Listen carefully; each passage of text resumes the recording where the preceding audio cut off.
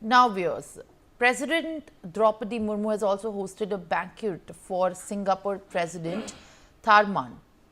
The banquet was hosted at Rashtrapati Bhavan. Vice President Jagdeep Dhankar, Prime Minister Narendra Modi, External Affairs Minister Dr. S. Jaishankar and Union Minister Piyush Goyal have attended this event.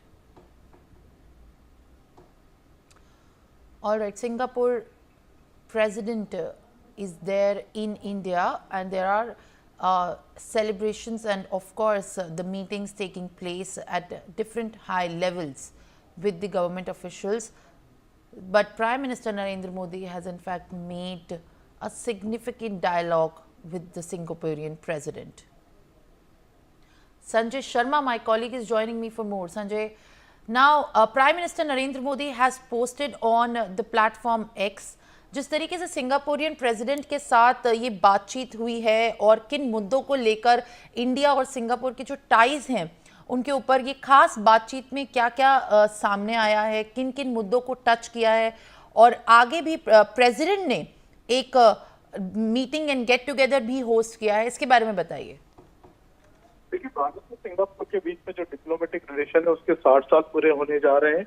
तो इस मौके पर Singapore के prime minister की ये जो यात्रा भारत की, ये काफी इम्पोर्टेंट है, काफी महत्वपूर्ण मानी जा रही है।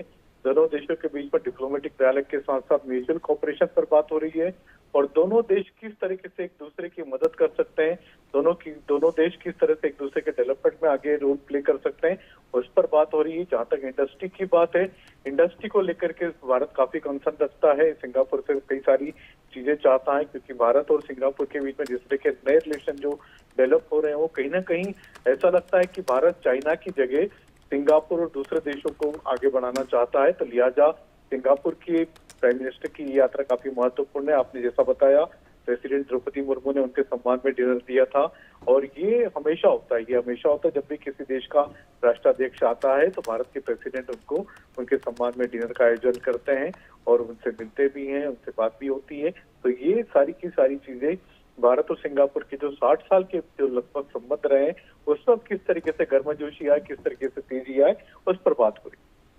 All right, Sanjay. Thank you for adding these details and giving us more information.